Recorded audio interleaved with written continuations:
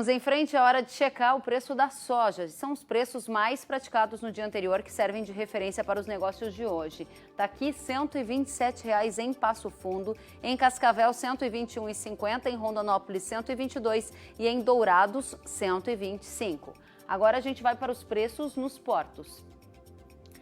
127 no Porto de Paranaguá e aqui o destaque que eu chamava a sua atenção, R$ 128,00 uma saca de soja no Porto de Rio Grande. No Porto de Santos, R$ 126,00. Bom, a gente acabou de ver o preço da soja chegar ali a R$ 128,00 no Porto de Rio Grande, que é um novo recorde. Lembrando que esses são os preços praticados no dia anterior que servem de referência para o mercado hoje. Nós vamos agora conversar com o Leones Severo, que é diretor da Simconsult, e explica para a gente se o preço da soja já chegou no teto ou tem espaço para subir mais. Seja muito bem-vindo, Leones. Olá, Kelly. Boa tarde a todos.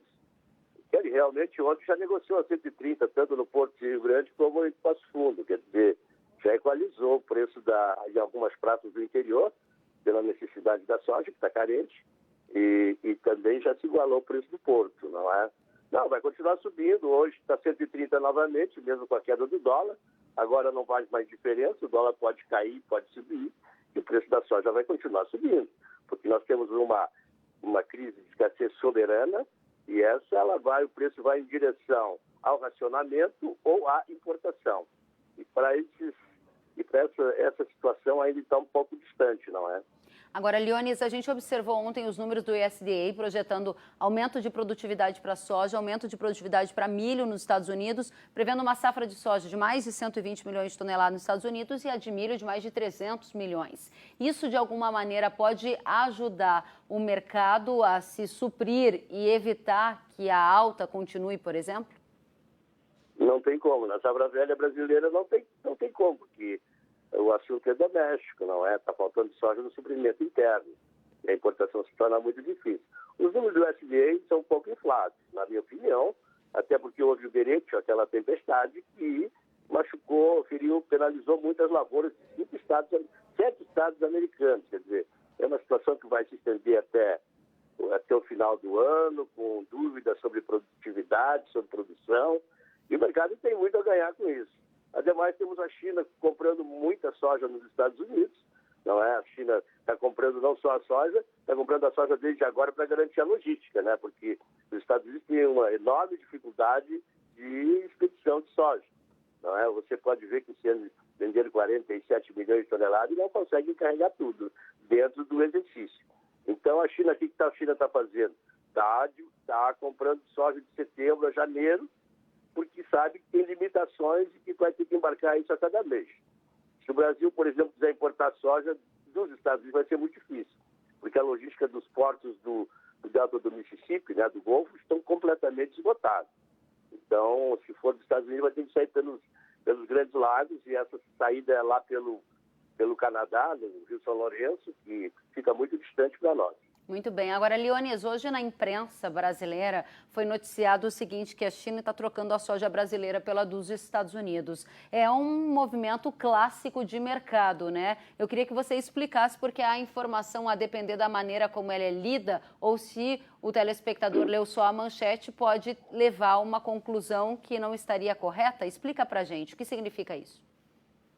Eu vejo muita gente falar em cancelamento, né? Isso nunca existiu. A China é o maior mercado mundial de exportação e importação e jamais cometeria esse erro. Quer dizer, esse é um discurso que só vem de serviço ao Brasil. Não é exatamente isso, né? Pode ser que algumas cargas, por exemplo, tem multinacionais que têm indústrias no Brasil e na China. Então, alguma soja que vendeu para a sua indústria da China, ela pode estar revertendo para a indústria nacional e entregando no lugar de soja americana. Mas nós temos que lembrar que isso é muito caro, tem o desvio de navio, que se contrata o navio por ocasião do fechamento do negócio, e além do mais tem uma diferença de frete dos Estados Unidos para a China e do Brasil para a China de $11 por tonelada em favor do Brasil. Quer dizer, ademais a qualidade brasileira, que os chineses, né, apreciam a qualidade brasileira, pagam até um prêmio por isso, e se tiver que trocar pela americana, naturalmente vai ter algum desconto. E assim mesmo, por a soja que eles compram da Argentina e dos portos do oeste americano, da costa oeste, ela é usada na China em blend com a soja brasileira para ter qualidade, para o farelo ter qualidade que eles primam por isso, porque é qualidade do farelo, não é a solubilidade do farelo, é que impacta no rendimento dos rebanhos. Agora, Leonis, o telespectador que está acompanhando a gente falar aqui de preço de soja 128, 130 reais no Brasil, diz, bom, eu não tenho mais soja, então eu não pego esse preço, mas eu quero pegar o melhor preço que eu conseguir para a safra agora que eu vou semear. Inclusive, Leonis, a gente vai falar ainda hoje aqui no Mercado e Companhia, que lá no Mato Grosso, pela primeira vez, o IMEA está divulgando dados de comercialização de safra de 2022, ou seja, que vai ser plantada e colhida daqui a 2 anos. O meu ponto é hora de fixar preço da safra nova? É um grande erro que nós cometemos. Já cometemos no açúcar, cometemos no café, cometemos no algodão, é precificar 3, 4 anos de antecipação uma safra. O que isso acontece? Você tira toda a possibilidade de ter valor, preço bom em dólar. Não é? E esse é o erro que nós estamos cometendo, até porque quando se colhe uma safra de soja, você colhe uma safra de dólares. Você quer trocar os seus dólares por reais? Reais é uma moeda fraca. Ela ainda tem muito que andar. Então, eu não aconselho, não tenho aconselhado e acho que nós estamos cometendo um erro mercadológico. Mas isso é a conveniência de cada um também, não condeno, né? Não é a minha situação, mas mercadologicamente é um grande erro.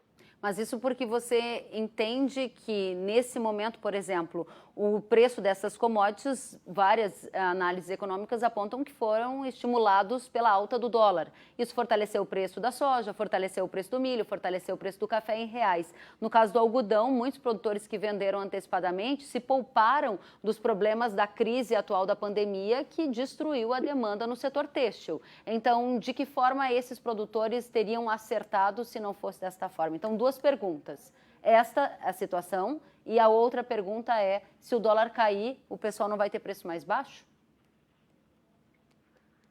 Nós somos protagonistas, nós mandamos no mercado agora, graças a Deus, o produtor brasileiro está entendendo isso, que manda no preço da soja mundial.